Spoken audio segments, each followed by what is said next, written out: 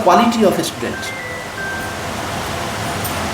Wherever and whenever when you are associated with any institution, that institution in your hands. This Fatma Degree College is nothing without you. And whatever problems we have, because this few decades, India is passing through problems and problems. All of you might be realizing that. Whatever problems we have, solution of that problems starts from classrooms. Everyone who are sitting here, you are 1 by 140 crore Indians.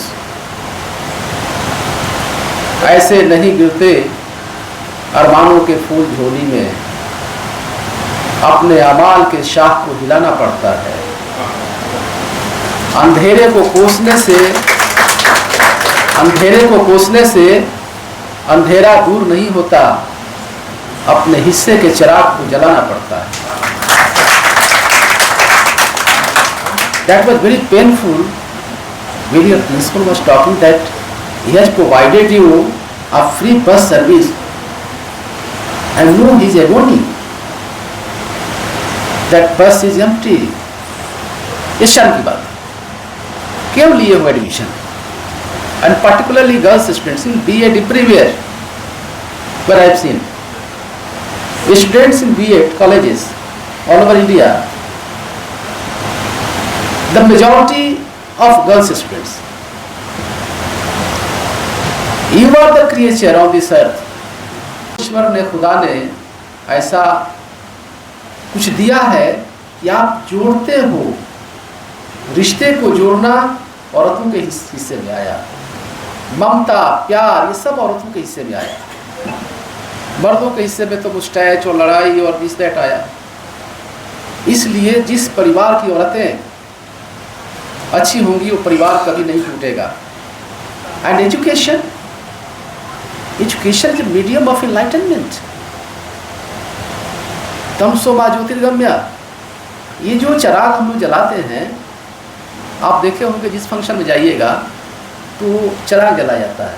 क्यों? इतना technological advancement as, अच्छी mercury, क्यों नहीं एक switch on किया जाए और अच्छा बल्ब पूरा सिस्टम हो जाए? वो चाहे हो सकता था, but still we are lighting the lamp. भाई, क्योंकि लैंप ही एक माध्यम है कि अगर एक बुझ जाए तो दूसरे से जलाया जा सकता है। बल्ब से एक बल्ब बुझ जाए, फ्यूज कर जाए तो दूसरा बल्ब नहीं जलाया जा सकता। एजुकेशन की खास बात। Anyhow, today's topic intellectual property rights. Only on this earth, among all creatures, only human being who have intellects, who thinks about himself and he thinks about coming generations. He thinks about present of his people around him, and he thinks about the coming generation. We are in this all, and whatever these electronic gadgets you are enjoying, fan, AC, that is the creation of someone who is not here. So this intellect से intellectual property बना, and rights, ये तीन component हैं intellectual property rights. Right क्या है? Right, legally protected interest. Legally protected interest recognized by state. Legally protected interest recognized by state and applied by courts in the administration of justice. Because to keep the society bind together, justice is the very, very essence of the society. A society cannot survive without the sense of justice. Before coming into this hall, I was interacting with faculty members, isn't it? Your faculty members are also very dynamic, isn't it? So that honorable lady, she was talking that today 2 publications is necessary for award of PhD. This is the process, that 2 publications, and that publications in a very reputed journals. Scopus, very reputed journal. And what is happening, that there are some touts, दलाल वहाँ बैठे हुए. If you approach, वो पैसे का लेन then होगा, बोले कि आप घर बैठो मैं छपवा दूंगा. Why? Once you are doing PhD, you must have to enhance your quality. Why you are depending on others? What is the value of that degree when you are not able to defend that degree? Isn't it? In convocations, when we recite the paragraph, that throughout life, in conversation, you will keep this thing in your mind that you are graduate of this college. ये आपको convocation में कहा जाता है कि आप हमेशा जिंदगी में ये अपने व्यवहार में इस चीज़ को लाएंगे कि आप ग्रेजुएट हैं. If you are walking on a road, rickshaw puller also walking on the road, isn't it? If the behavior of both are same, then what is the difference between you and the rickshaw puller? And what education you are getting here in traditional universities, more appropriately is to be said, at the cost of society. In our college, we realize 2,000 or 2,500 per year. And in Chanakya, 2 lakh something per year. If you collect all the fees given by the students, 1 month salary of teachers will not be sufficient, isn't it? That means this is the debt of the society on us. ये हम लोगों के ऊपर समाज का कर्ज है, जिसे हम लोगों को हर पहलू में हर समय इसको ध्यान में रखना है. So we are talking about intellectual property. So I was saying that when someone cut and paste and taking money and getting publications, that means some sort of manipulations. All the intuitions. NAC is necessary because whenever we give advertisement, people say that whether the institution is NAC accredited or not. A reputation of the institution depends on the NAC accreditation, whether A++, A++.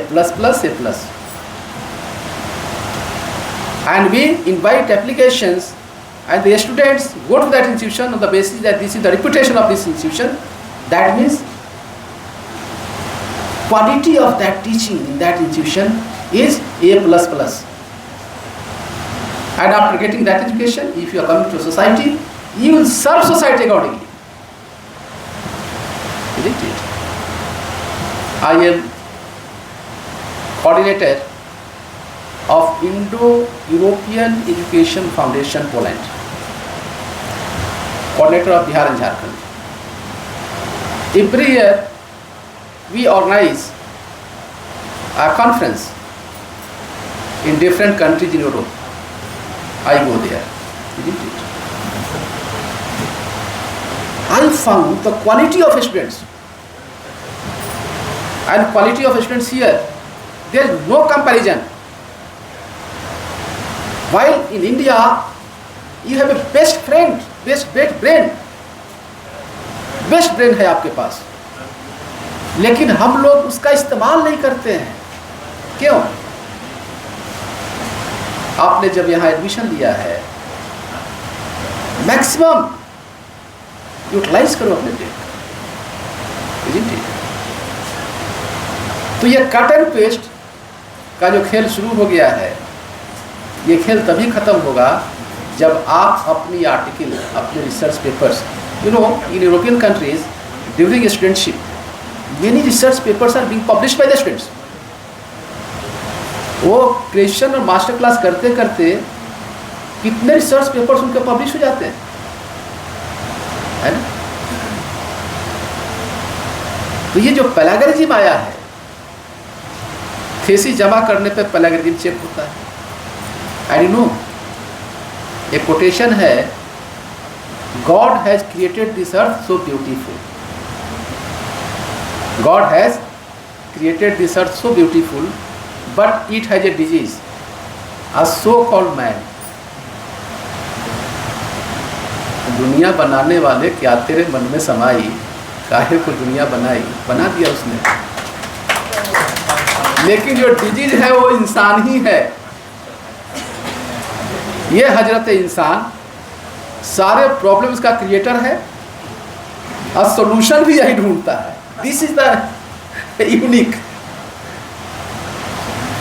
अभी देखिएगा आप, आजकल cyber crime पे बहुत चर्चा हो रही है। No doubt we are passing through technological age. The whole world, your principal was talking about the whole world in your fist, पूरी दुनिया की मुट्ठी में है। On one click you can connect yourself to the other parts of the world. ऐसे ऐसे software आ गए हैं कि आप बैठे हुए लंदन के किसी क्लासरूम में अगर कोई लेक्चर हो रहा है तो आप उसको कनेक्ट कर सकते हैं। कभी मौका मिले प्रिंसिपल साहब, वो यहाँ चाणक्य नेशनल लॉ यूनिवर्सिटी बल्लामल्ली के बगल में है, हाँ, वहाँ के वाइस चांसलर हमारे दोस्त हैं। उन्होंने जो क्लासरूम बनवाया है, वो क्लासरूम में अगर क्लास लेक्चर चल रहा है और वो किसी टॉपिक पे चाहे कि उसी वक्त हम इंटरनेशनल को इवेंट दिखा दें तो कनेक्ट कर लेंगे ऑक्सफोर्ड से। वो टेक्नोलॉजी सब लगाया हुआ है, हालांकि बहुत कॉस्टली है ना। तो ये सिस्टम, हम लोग टेक्नोलॉजिकल एडवांसमेंट के एरा में चल रहे हैं। जब सब कुछ आपके पास है तो फिर किस बात का रोना है। जो बीएड की फ़ी है, नो डाउट जनरल कोर्सेज से ज़्यादा होगी। ये पैसे आपके माँ बाप कैसे व्यवस्था करके देते हैं, इस चीज़ का एहसास आप सबको होना चाहिए, isn't it? तो दिस इंटेलेक्चुअल प्रॉपर्टी राइट्स ये 7 तरह का होता है ना। Legally on rights, creation of mind, legally on rights. जो कुछ भी है वो सोचने का ही है। जब तक आप सोचोगे नहीं तब तक उस पर अमल कैसे करोगे। A student who was sitting beneath an apple tree and he found that why not this apple went above? Why came down? सोचने लगा उस पर। He gave this principle of gravitation, gravitational force. अगर वो नहीं सोचता तो शायद ये सिद्धांत नहीं आता। और ये जो स्पेस टेक्नोलॉजी है, जब हम स्पेस शटल भेजते हैं, स्पेस शटल में वो जो ऑर्बिट है अर्थ का और दूसरे प्लैनेट का, उस ऑर्बिट को तोड़ने के लिए कितना फोर्स चाहिए, that was whole calculation on this gravitational force. तो ये विकास नहीं हुआ हो। Someone asked that vapor, the force of this vapor that was leading this lid, ढक्कन को उठा रहा था। सोचा उसके क्यों ढक्कन उठा रहा है, क्या है इसमें फोर्स।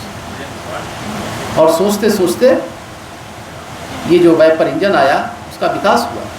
किसी ने चिड़िया को उड़ते हुए देखा, सोचने लगा। The same brain you have, a man can do what a man has done. Same brain है।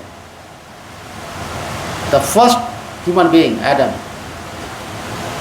ऑल द करेक्टरिस्टिक्स ऑफ आदम वी हैव। जो पहला इंसान दुनिया में आया उसकी जो भी करेक्टरिस्टिक्स थे वो हमारे पास है। Everyone Einstein, everyone this Newton. पहचानो अपने आप को, पहचानो अपने आप को।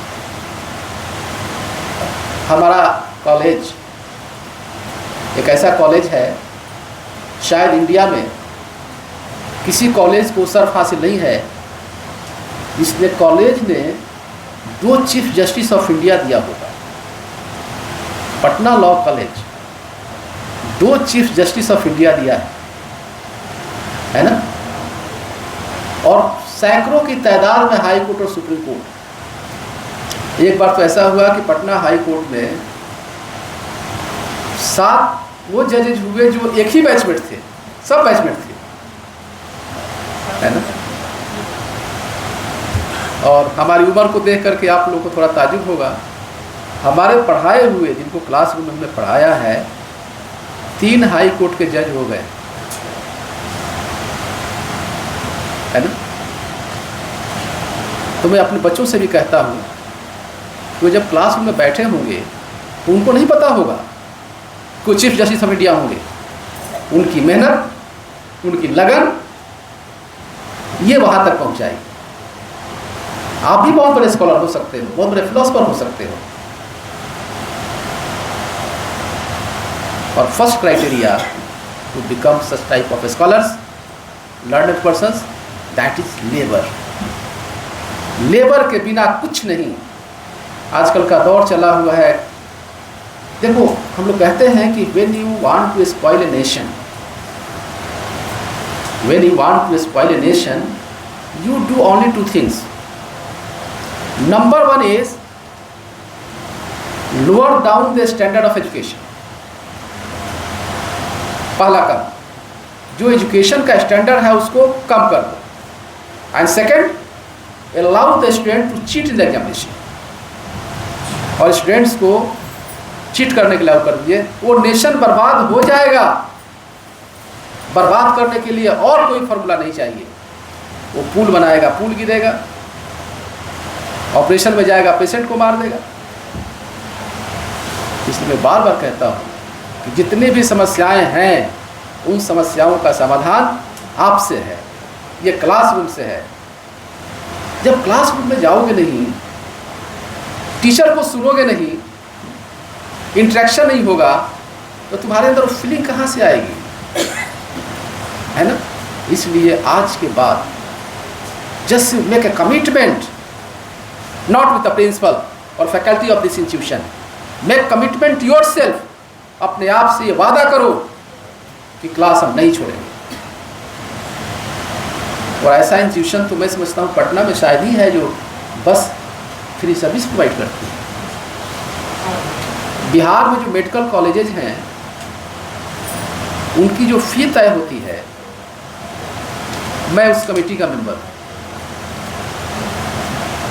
जहाँ लैक्स वहाँ पे फी तय होता है। वो क्या कहते हैं कि मैं ये फैसिलिटी दे रहा हूँ, वो फैसिलिटी, मैं फ्री ट्रांसपोर्टेशन दे रहा हूँ, स्टूडेंट से आती है खबर कि कोई फैसिलिटी नहीं है। यहाँ तो आपके प्रिंसिपल कह रहे हैं कि मैं फैसिलिटी देता हूँ, फिर क्लास फिर वो बस क्यों खाली जाती है। तो I was talking that 7 types of this intellectual property. Number 1 is patent. This patent, whatever we create, there is a system, patent act 1970। हम लोग जो कुछ भी कहते हैं ना, करते हैं, उसके लिए कानून बनाते हैं, उसको एक्ट बोलते हैं। पूरे देश के लिए जो कानून बनता है पार्लियामेंट से बनता है, वो पूरे देश में लागू होगा, और जो स्टेट लेजिस्लेचर बनाएगा वो स्टेट में लागू होगा। ये पेटेंट एक सेंट्रल एक्ट है, पूरे देश में लागू है। तो this patent process, model, materials जो भी आप इस्तेमाल करते हो, वो मटेरियल्स, वो प्रोसेस दूसरा कोई इस्तेमाल नहीं करेगा। किसी तरह की कोई चोरी नहीं होगी। इसी को रोकने की व्यवस्था है कि एक आदमी जो सोचता है by dint of labour just to make society in order, this is very important, that whatever you have created by dint of your labor, you are owner of that particular object and you have the right to use that. आप जो भी करते हो उस पर आपका अधिकार होना चाहिए ना। Others are not allowed to transgress into rights of you. आपके अधिकार में कोई भी ट्रांसग्रेस नहीं कर सकता। यह पेटेंट 1970 में आई। तो वंस पेटेंटेड नॉट मीन्स कि एक बार पेटेंट हो गया तो हमेशा के लिए हो गया।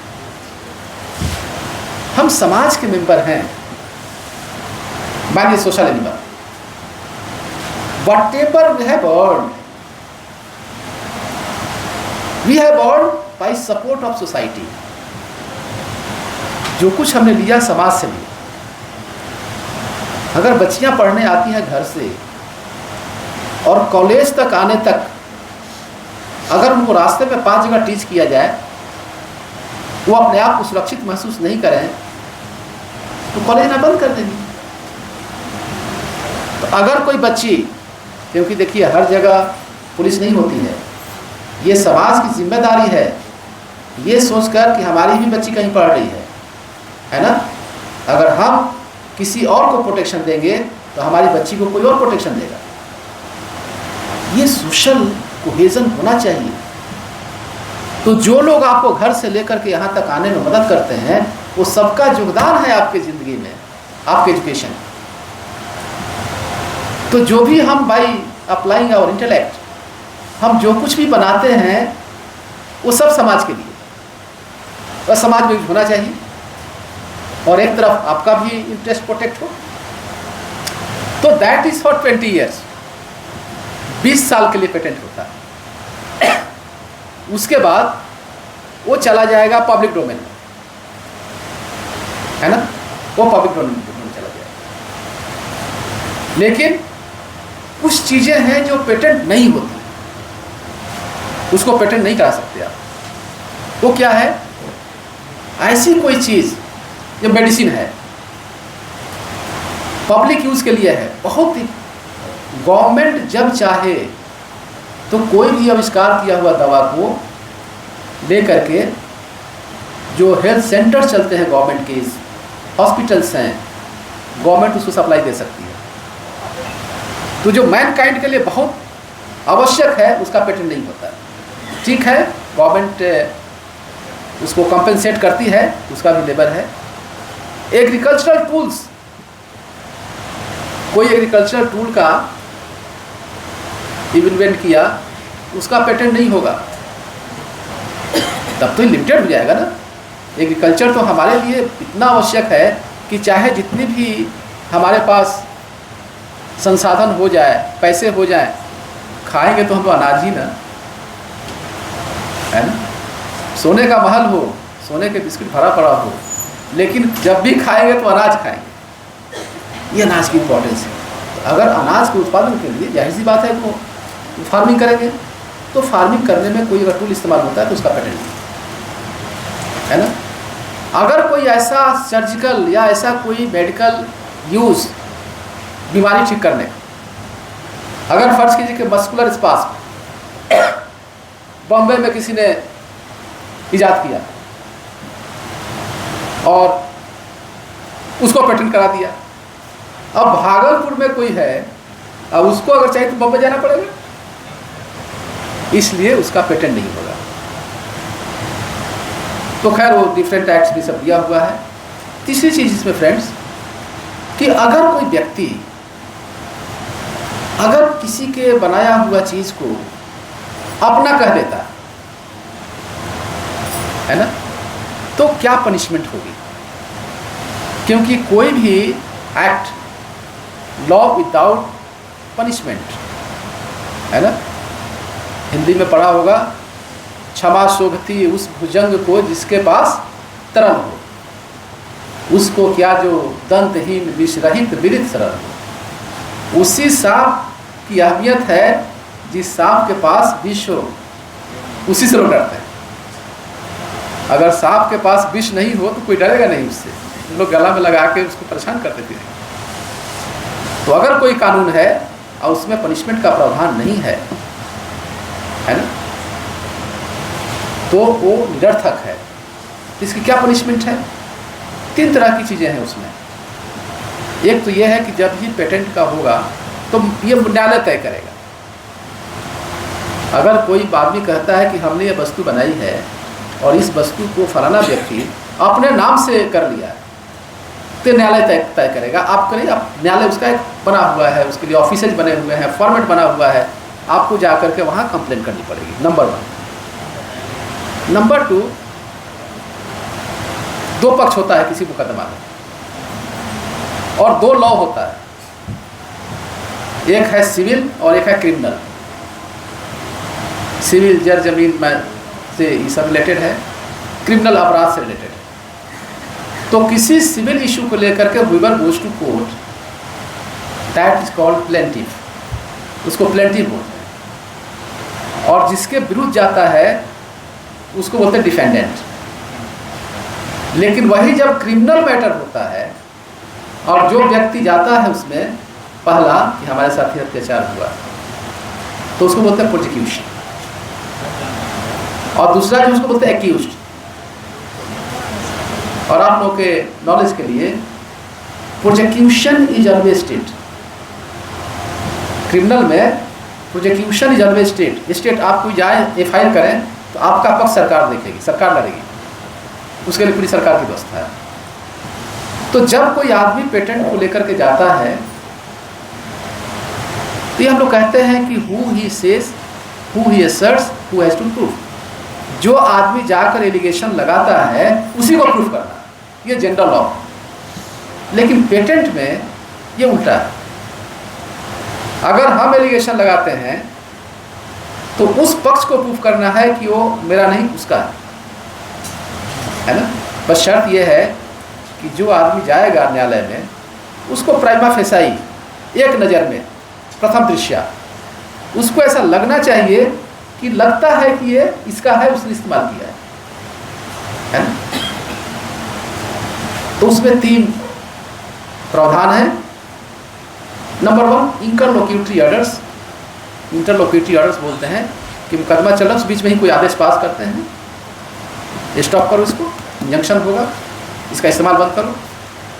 नंबर 2, अगर ये सही है तो डैमेजेस, कितना नुकसान हुआ है ना। और number 3, benefits of accounts, benefits of accounts, आपने इससे कितना कमाया उसको वापस करो, है ना। तो ये पेक्यूनरी पनिशमेंट्स, इसको पेक्यूनरी बोलते हैं। 2 तरह की पनिशमेंट होती है, एक को पेक्यूनरी बोलते हैं, दूसरे को प्यूनिटिव बोलते हैं। Pecuniary, punitive. पेक्यूनरी पैसा दिलवा दिया, कंपनसेशन दिलवा दिया, प्यूनिटिव जेल भेज दिया, है ना। तो आईपीआर में most of the cases pecuniary punishment है ना। तो यह पेटेंट है, इसमें आपके 1970 में आया, इसमें बहुत रूल्स बने हुए हैं, है ना। दूसरा जो कॉपीराइट, दूसरा जो है important intellectual, that is copyright. Copyright ये 1957 का, 1957 में आया था। उसके बाद में सिचुएशन के हिसाब से कुछ चेंज होता गया, अमेंडमेंट पे अमेंडमेंट होता गया। अमेंडमेंट एक ऐसी चीज़ है जो समाज को जिंदा रखती है। इन कॉन्स्टिट्यूशन ये provision article 368, article 368 which talks about amendment. Amendment according to situations, whenever nation faces the problems, and the problems time passing through, there are 3 things which are changeable: law, language and society. Law, language and society, they are not static, कभी static नहीं होता है, they are all change होता रहता है ना। तो what is changing? लोग कहते हैं समय बदल गया है, व्हाट इज चेंजिंग? क्या अर्थ का रोटेशन बदल गया है क्या? या सूरज का उगना, सूरज का डूबना, जीने मरने का प्रोसेस क्या बदल गया है क्या? सब तो वही है। Then why say that all this will change? क्यों कहते हैं? हमारी मानसिकता, हमारा अप्रोच, हमारे बिहेवियर, इसमें चेंजिंग होती है। और लॉ क्या है? Whenever our interactions, relations with others जब चेंज होता है और उसकी वजह से जब प्रॉब्लम होती है, तो समस्याओं का समाधान करना लॉ की जिम्मेदारी है। Law is only instrument by which we can get rid of the problems. तो समस्याएं जब बदल जाएंगी तो लॉ बदलना पड़ेगा। समस्याएं बदलेंगी तो लॉ बदलना पड़ेगा। अगर लॉ नहीं बदलेंगे तो समाज टूट जाएगा, है ना? 1950 में 26 जनवरी 1950 में देश कॉन्स्टिट्यूशन लागू हुआ। अभी तक मोर देन 100 अमेंडमेंट्स हो गए, है ना? और अमेंडमेंट होते जा रहे हैं। अभी प्रिंसिपल साहब कह रहे थे कि वो सर्वे हो रहा है और वक्फ बिल अभी चर्चा में है। इसके पहले थ्री कृषि बिल जो आया था, जिसको सरकार ने वापस लिया, है ना?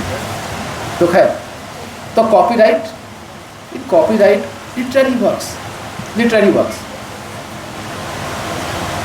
म्यूजिक्स, सिनेमेटोग्राफी, साउंड रिकॉर्डिंग, ये सब कॉपीराइट में आता है। मैं जो लेक्चर दे रहा हूँ, अगर एक्सटेम्पोर लेक्चर है तो ये कॉपीराइट नहीं है।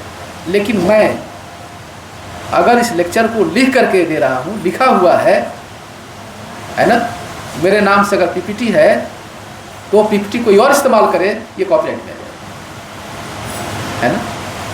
तो बुक्स, आर्टिकल्स जो आप लिखते हैं, अगर दूसरा कोई इस्तेमाल करता है तो ये इंटेलेक्चुअल प्रॉपर्टी राइट के अंदर वो जिम्मेदार होगा, है ना? और सिर्फ वही नहीं, डेरिवेटिव वर्क्स, आपने किताब लिखा बांग्ला में और उसका ट्रांसलेशन हुआ इंग्लिश में, without permission of real owner, जो उसने लिखा है उसके परमिशन के बगैर आप अगर अपने नाम से करते हैं तो that is violation of this, है ना? और इसमें पनिशमेंट है 6 महीना से लेकर 2 साल तक और फाइन 25,000 से लेकर के 2 लाख तक, कीपिंग यूज ऑफ क्वांटम, है ना? और हाई कोर्ट और लोकल कोर्ट में according to quantum of punishment उसमें हम लोग जाते हैं, ठीक है? तो कॉपीराइट ये हमको अधिकार देता है कि हम जो भी अपने इंटेलेक्ट का इस्तेमाल करके अगर कुछ लिखते हैं तो उसके मालिक हम ही होंगे। कब तक? नंबर 1, ड्यूरिंग लाइफ टाइम, जो लिखता है वो लाइफ टाइम तक उसका ऑनर रहता है। And for 60 years after his death, मरने के 60 साल तक वो उसका अधिकार रहेगा। अगर आप कुछ लिखते हैं, कोटेशंस हुए, शॉर्ट कोटेशंस, वो कोटेशंस आप लिख सकते हैं, कर सकते हैं। तो इसके एक्सेप्शंस क्या है? एक्सेप्शंस ये हैं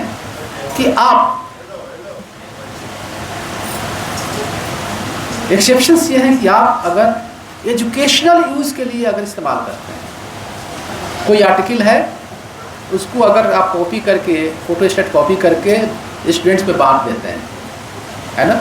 या अगर साइंस में लैब में आप स्टूडेंट्स को कोई प्रैक्टिकल ट्रेनिंग दे रहे हैं तो इसका ये कॉपीराइट में नहीं आएगा, unless you use that particular article, particular material for your economic benefit.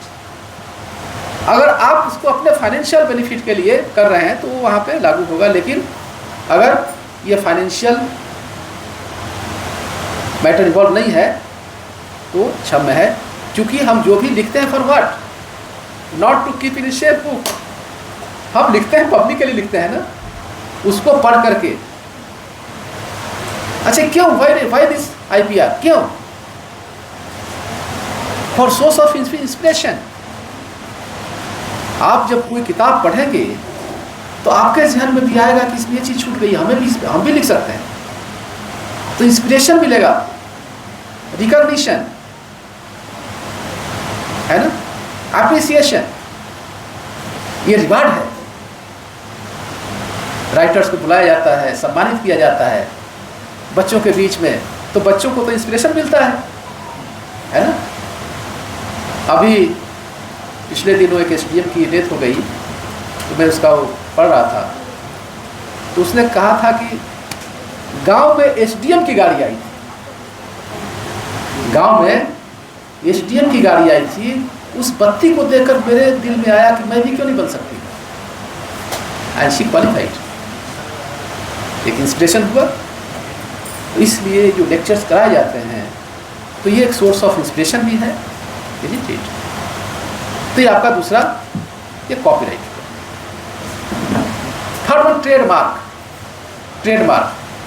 Trademark में देखिएगा कि जैसे कि मैंने अपनी पीपीटी में दिया था, कोको कोला है, कोको कोला में एक बोतल है, उस बोतल पे लिखा हुआ कोको कोला, है ना। देखने से आप उसकी क्वालिटी को इवैल्यूएट करते है ना। अगर कोई ब्रांडेड आर्टिकल है तो हम उसकी ब्रांड से उसकी क्वालिटी को एसेस करते हैं कि इस क्वालिटी का होगा, है ना, वो ट्रेडमार्क हुआ। और उसके साथ डिजाइन होती है, डिजाइन एक्ट में उसका लिटरेचर होता है, नेट पे जाकर देखिए पूरा लिटरेचर होगा। तो एक पर्टिकुलर प्रोडक्ट में कई आईपीआर को रजिस्टर करना पड़ता है। पेटेंट किसको करेंगे? उसकी बॉटलिंग प्रोसेस, जो मशीन इस्तेमाल करता है उसको बॉटलिंग करने के लिए पेटेंट चला जाएगा। उसकी जो डिजाइन किया है 6 डायमेंशन, देखिएगा उसकी बोतल को, कोको कोला के बोतल को, वो चला जाएगा, आपको डिजाइन एक्ट पे चला जाएगा, है ना। उसमें जो लिटरेचर है कॉपीराइट में आ जाएगा, है ना। तो एक प्रोडक्ट में कई कॉपीराइट्स होते हैं। तो तीसरा हो गया आपका ट्रेडमार्क, है ना। हर प्रोडक्ट का अपना एक ट्रेडमार्क है और ये हमेशा के लिए होता है ना। उसमें रिन्यूअल कराना पड़ता है, लेकिन that is for life. Tata है, जब तक टाटा रहेगा उसका लोगो रहेगा, है ना। उसी तरह से डिजाइन एक्ट, ये 2000 में आया डिजाइन एक्ट। डिजाइन का तो आजकल इतना मार्केट है कि बहुत सारी universities they are offering courses of bachelor in designing and graphics. कई यूनिवर्सिटी में ये कोर्स शुरू हुआ है। और today no doubt this world is world of virtual applications. जिससे चल रहे हैं हम लोग, ये वर्चुअल हो गया है। जैसे प्रिंसिपल साहब कह रहे थे कि ओटीपी जाएगा, है ना, और जब तक ओटीपी उसमें नहीं जाएगा तो फिर जमा नहीं होगा। आप लोग जब फॉर्म बहुत बच्चे जाते हैं साइबर कैफ़े में, उस साइबर कैफ़े वाले मर्दूद क्या करता है कि बच्चे को पता नहीं, वो अपना मोबाइल नंबर डाल देता है ताकि ये बच्चा बार बार मेरे पास आएगा। तो ये वर्चुअल वर्ल्ड, एवरीथिंग अभी तो ऐसे है कि अगर कोई क्लास में नहीं आया है तो उसका मैसेज चला गया गार्जियन के पास, आपका बच्चा एब्सेंट है ना। तो ये वर्चुअल वर्ल्ड का आजकल जो सिस्टम चल रहा है, ये 2000 में डिजाइनिंग एक्ट आया था, है ना। एक ज्योग्राफिकल इंडिकेशंस, पांचवा है ज्योग्राफिकल इंडिकेशंस। ज्योग्राफिकल इंडिकेशंस हर आदमी का, जिस तरह से एक फैमिली है, कल्चर है ना। कोई किसी ड्रेस में बैठा है, बेटी हमारी किसी ड्रेस में बैठी है, तो इसको देखने से कुछ ना कुछ तो आदमी को रिफ्लेक्शन होता है। इसका परिवार कैसा होगा, परिवार की सोच कैसी होगी, फैमिली स्ट्रक्चर कैसा होगा, है ना। उसी तरह से जो प्रोडक्ट होता है, वो प्रोडक्ट पर्टिकुलर प्लेस की, पर्टिकुलर प्लेस जो प्रोडक्ट है जहाँ की उसकी characteristics are attributed to that particular product. Bhagalpuri Katarni, Kolhapuri चप्पल, है ना। अभी आप लोगों को पता होगा ये जो हल्दी हम इस्तेमाल करते हैं ना, हल्दी, टर्मेरिक, अमेरिका ने क्या किया कि उसको अपने यहाँ पेटेंट कर दिया टर्मेरिक को। यहाँ जो CSIR है, काउंसिल फॉर साइंटिफिक, जो अपना जो इंडिया का है, इसने वहाँ पे ऑब्जेक्शन रेज किया। अब प्रूफ करना था वो कह रहा था कि हमारे देश का है, इंडिया को प्रूफ करना था कि हमारे देश का है। इंडिया ने जो ऋग्वेद में जो टर्मरिक का विश्लेषण है उसको पेश किया कि ये ऋग्वेद हजारों साल से हमारे इंडिया की धरोहर है, इसलिए ये हमारा है, और उसको कैंसिल करना था। बासमती का अमेरिका में हुआ, isn't it? तो this is geographical indications that some particular product, there are characteristics attributed to that particular place, है ना। उसको अगर आप यहाँ पे अगर आप चाहें कि उगा लें तो शायद वो टेस्ट नहीं आएगा। मनेर का लड्डू, वहाँ की पानी में कुछ ऐसा है जो आप यहाँ बनाएंगे तो वो टेस्ट नहीं आएगा, है ना। सिलाव का खाजा, ये सब के सब जियोग्राफिकल इंडिकेशंस हैं, और इंडिया भी उसको पेटेंट करा रहा है जियोग्राफिकल इंडिकेशंस को, है ना, और दूसरा कोई नहीं कर सकता है, ठीक है। तो इस तरह से ये इंटेलेक्चुअल प्रॉपर्टी राइट्स है। इसका मेन मतलब ये है कि हम लोग जब अपने इंटेलेक्ट का इस्तेमाल करते हैं तो अपने इंटेलेक्ट का दूसरे का चुराए नहीं। एक चीज़, don't commit such type of mistakes, है ना। मैं समझता हूँ कि बहुत सफिशिएंट डिस्कशन हो गया। Once thank you very much for faculties, smiling faces, principal साहब who have given this opportunity to me, and जब भी आप बुलाएंगे तो I will be at your disposal. हम आएंगे, अच्छा लगता है हम लोगों को भी, इसलिए कि जब तक हमारे बात बच्चे सुनेंगे नहीं, अगर 2 4 5 भी तुम लोगों के दिल में बात आ गई, अच्छा कर गए, तो मैं समझूंगा कि मेरा लेक्चर कामयाब। और एक शिक्षक उसके जीवन में उसको अनुकरण करते हुए अगर कुछ बच्चे अच्छा हो गए तो उस टीचर का जीवन सफल हो जाएगा। लेकिन कब होगा ये? जब बेटा तुम क्लास में आओगे, पढ़ोगे। जब क्लास में ही नहीं आओगे तो क्या फ़ायदा होगा? इसलिए इस कमिटमेंट के साथ आप लोग कमिटमेंट कीजिए कि आप लोग क्लास नहीं छोड़ेंगे। और नैक में जो पीयर टीम आती है ना, वो प्रिंसिपल साहब से बात करके इनको चैम्बर ब्लॉक कर देगी, आप बैठिए, आपको नहीं उठना है। फिर उसके स्टाफ से बात करेगी, फिर स्टूडेंट से बात करेगी, है ना। तो इसलिए इस इंस्टीट्यूशन के लिए आप लोग सब कमिटेड हैं, और मैं उम्मीद करता हूँ, दुआ करता हूँ कि आपका नैक हो जाए, अच्छा ग्रेड मिले। Okay, thank you very much.